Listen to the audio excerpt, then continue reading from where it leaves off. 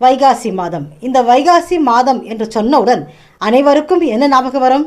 முருகப்பெருமானின் திருமுகம்தான் நமக்கு ஞாபகம் வரும். ஆம், முருகப்பெருமானுக்கு மிகவும் விசேஷமான மாதம் பல மாதங்கள் இருந்தாலும் அதில் மிக மிக விசேஷமான மாதம் வைகாசி மாதம். எந்நாளும் திருநாள் என்று சொல்வது போல் எந்நாளும் முருகப்பெருமானின் திருநாள் தான்.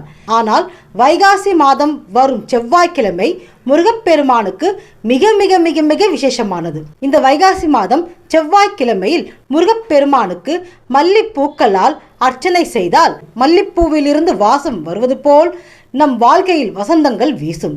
முருகப்பெருமானின் அருள் நமக்கு பரிபூர்ணமாக கிடைக்கும். முருகப்பெருமானுக்கு மாம்பழம் வைத்து வணங்கினால் வாழ்க்கையே இனிப்பாக இருக்கும்.